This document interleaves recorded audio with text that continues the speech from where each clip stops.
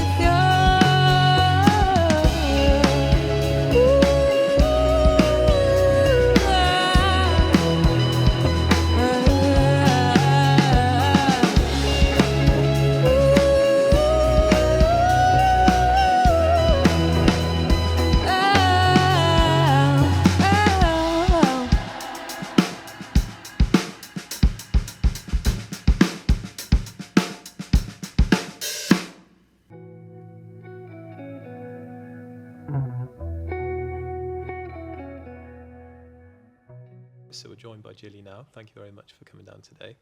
You grew up in Carmarthenshire, but have spent time living in London and then Wales again. How would you say that sense of space has impacted your music? I think what I'm realising more now than ever is not so much. I think I always thought that the landscape really influenced my music, which it definitely has. And I grew up in the countryside where there was a lot of mountains, and I had Llawn van Fach as my kind of view out the window, which was gorgeous. And then going from that to the sort of polar opposite, a very urban area, that was just interesting to see what that drew out of me. But I think what I'm realizing now is just that it matured, like being in a small village, there's not a lot of opportunity for you to be stretched or challenged. And I think then moving to London, it just gave me a different perspective, and I kind of, I suppose, matured my music a little bit.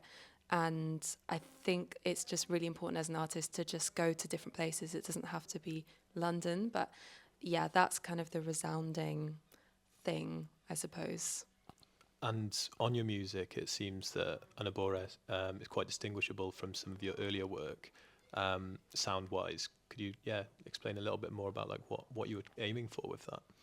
I think the interesting thing is I wasn't aiming for anything. I think that's like the actual track Anabora of the EP Anabora was probably one of the only tracks that I didn't try to consciously draw any specific influences from. But I think with my other work, I was trying to maybe find a place for my music to exist.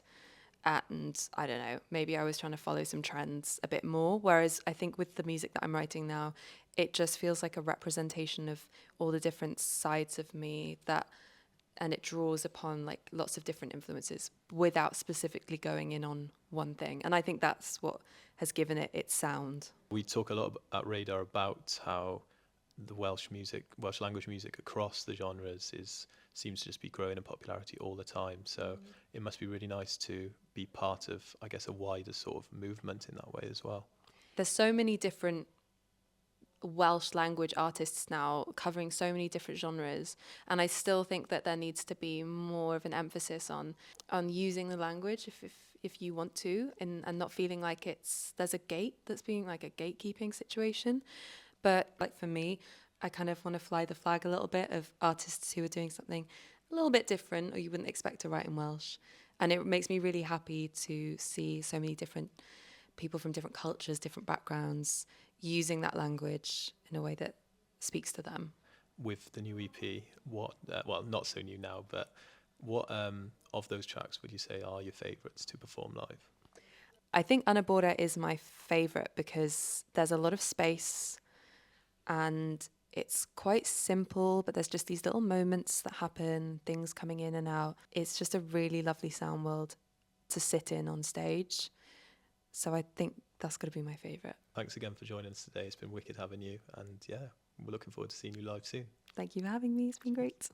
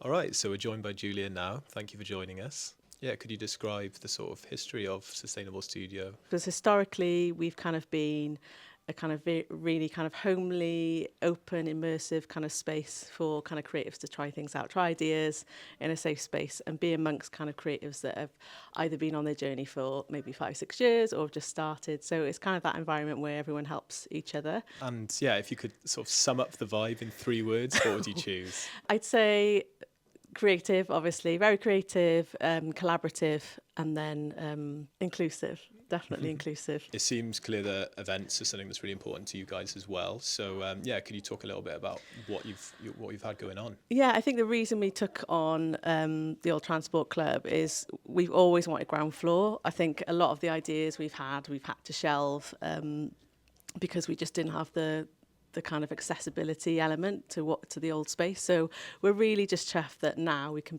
almost have this public access area that, yes, like, you know, Sarah and I set it up, but actually it's our place, it's everyone's place to use, and hopefully it will be a community asset that is valued and used.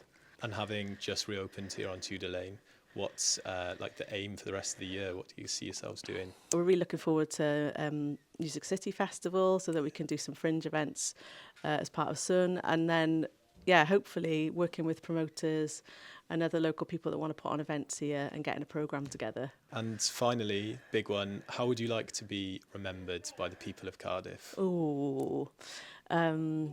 I think just as people that just care about the city and want to see grassroots music and creativity thrive, and for there to be more spaces like this to kind of open where things can just happen, activity can happen.